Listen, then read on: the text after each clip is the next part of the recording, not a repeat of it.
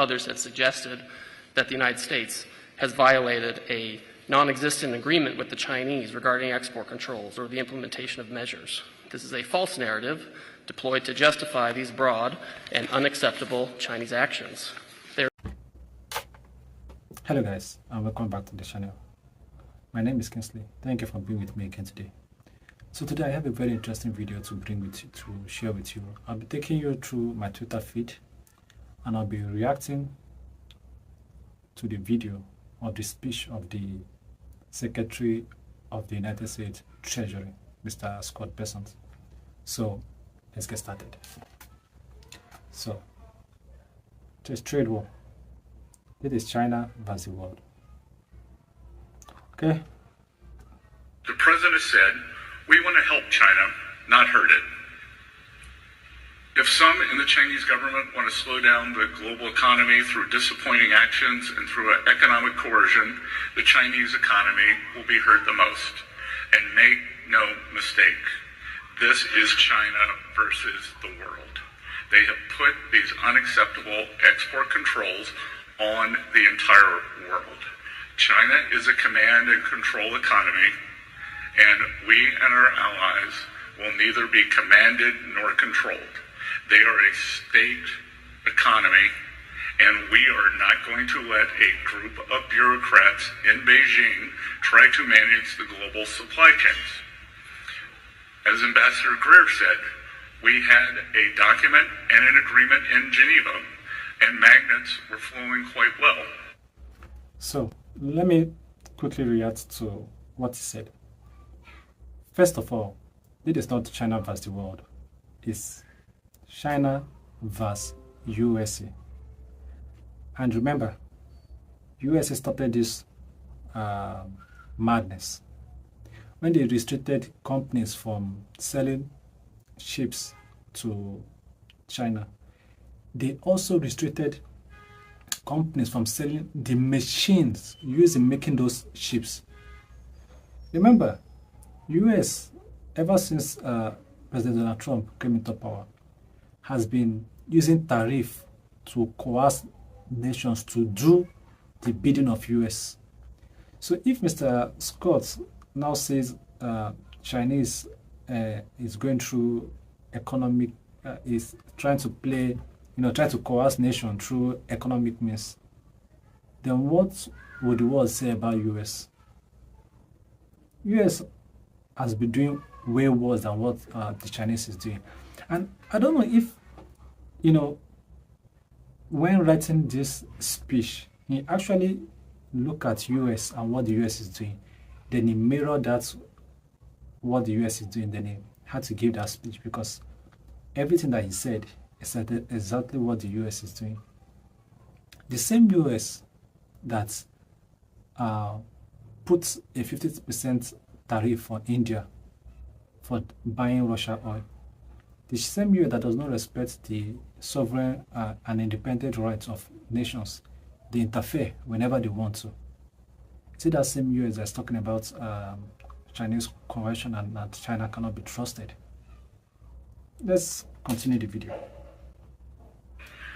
Some U.S. auto companies have called us in the past week and said that there had been a slowdown in magnets. So when we asked the Chinese about this, they said, oh, it probably had something to do with the holiday. So they can't be trusted with the global supply chain. Had something to do with the holiday. Moreover, this should be a clear sign to our allies that we must work together, and work together we will. There will be a series of meetings this week during World Bank IMF week, and we are all aligned.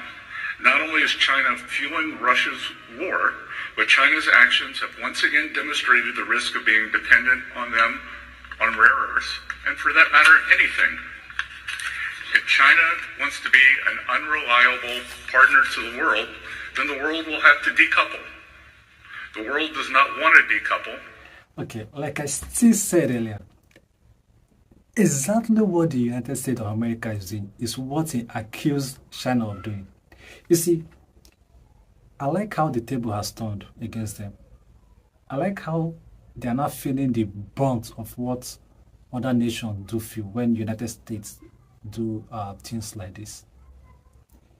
Imagine a nation like Russia, the United States and its allies, or let's say its vessels, seized the assets of a nation like Russia, a world power.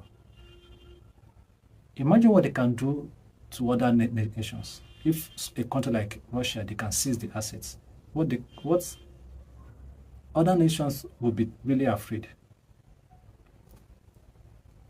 You cut off Russia from SWIFT. They use the financial mechanics that the US control. You cut off Russia from SWIFT. You control IMF and the World Bank. You weaponize the dollar.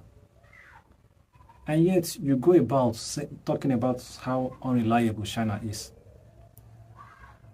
China has not done half, even 10% of what the US has done.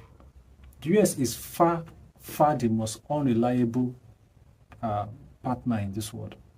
So they should have a shame when they come out to and say things like this to the world, because they know that the world are watching, and the world are not stupid. We know what is going on.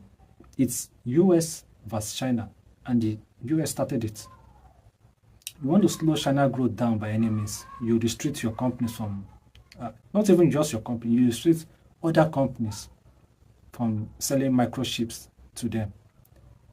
You want to stop China growth, you increase the tariff on China. Why? Because they produce almost everything, and your company cannot just keep up. So when you cannot keep up with them, you increase tariff. That is not how to do a business. That's not how to be, how to make deals. We don't make deals with nations by holding a gun to their head and telling them to do things that's against their will. That's coercion. That's exactly what the US do. Deal with, don't deal with this nation. Don't do trade with this nation, or we'll be sanctioning you. Don't do trade with this nation, or we will stop you from getting dollar. That is coercion. That is what they are doing, and that's what they accuse China of doing. But China is not doing that. China only stopped the sale of rare earths for military purpose, which the US desperately need. Why? Because, as I've been saying, they want to prepare for China to have a war with China. But China doesn't want to have. China don't go around in the media saying they want to have a war with the US. Only the US does that.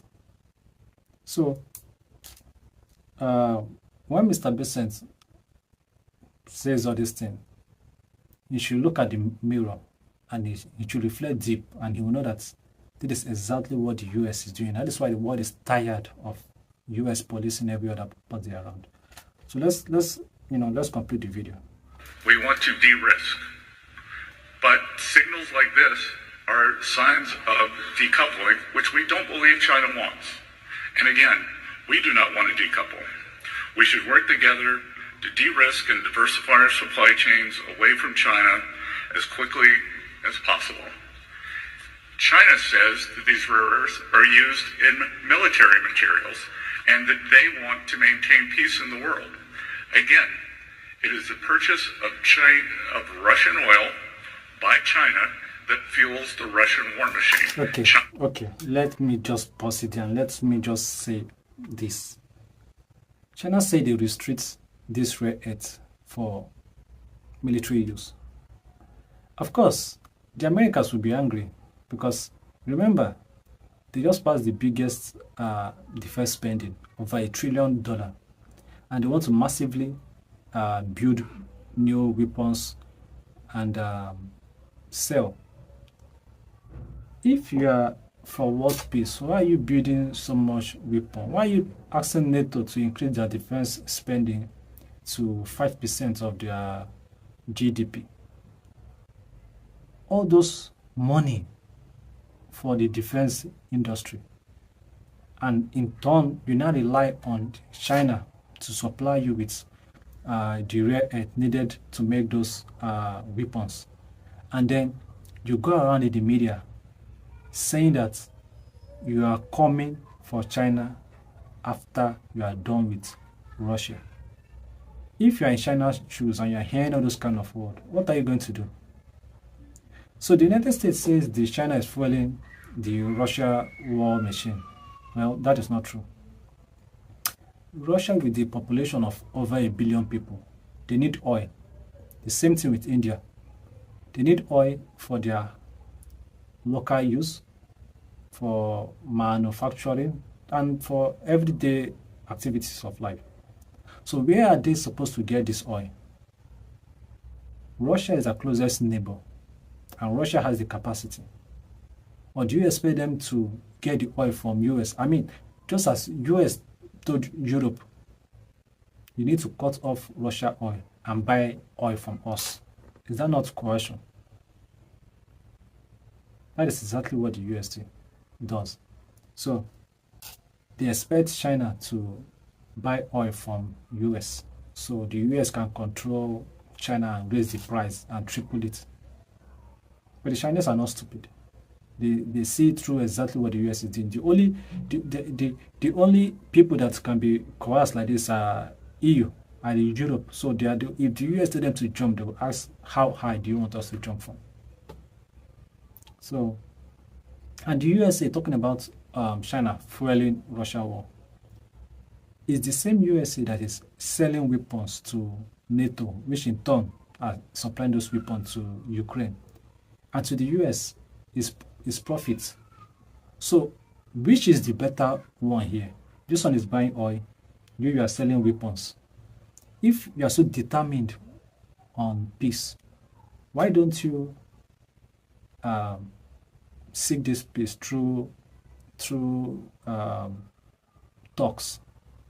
Have talks, sit both parties down, and have talks. Or if you are so righteous that you want to, maybe you want Ukraine to fight, why don't you give out those weapons for free, and Ukraine to fight with those weapons for free? You don't sell those weapons. You give them out for free. Let Ukraine fight with it. At least, with that way, Ukraine might have a good chance in winning. Give them all your arsenals for free. But the moment you are selling it for profit, you can't go ahead and accuse other country that they are funding a war, because the moment you sell something in a war for money, you are not bringing a solution to it, but you are a part of the problem to it, because eventually money will override your human judgments of war. So let me just get back to the video. China buys 60% of Russian energy. They buy 90% of Iranian energy. So who is fueling the Russian war machine? We will be producing photos soon, supplied to us by the Ukrainian government, that shows Chinese parts comprise substantial amounts of Ukrainian drones. So President Trump is the leader of peace. We should work together to de-risk and diversify. China's highly provocative move comes after we've made significant efforts to de-escalate tensions. While there are substantial actions we could take, we'd rather not. I believe China is open to discussion, and I am optimistic that this can be de-escalated. Ultimately, we are confident in the strong relationship between President Trump and President Xi. We've had substantial communication with the Chinese over the past few days, and we believe that there will be more forthcoming this week. Okay, so that's the end of the video. But anyway, he said he's going to be presenting evidence of Chinese technology in Russia drone. Remember, the Chinese supplies drones, or they sell drones. They don't supply. They sell drones to both Russia and Ukraine. So, both nations buy drones from China. So he cannot say the Chinese is fueling Russia war machine by supplying drone. That's not true. Both nations, both Ukraine and Russia, they buy drones, drone part at least from Russia. from China. And then again, he talked about how they need to decouple from China. I think that's exactly what the world is doing, is decoupling from US, because we see how unreliable, how hypocritical, how double standard the US can be. The rules of the world and the rules of international trade does not apply to them. These are the same set of people that's talking about seizing Russia fleets on the seas. These are international routes, and ships can sail there by freedom of navigation and freedom of maritime rules. But yet, they're trying to develop a law that can make them seize Russia shadow fleet legally.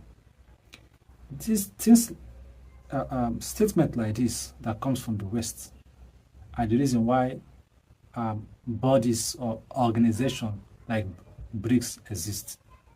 The US and the West cannot be trusted, and the world cannot depend on them for financial protection, for safety, for food, for technology, and for any other thing.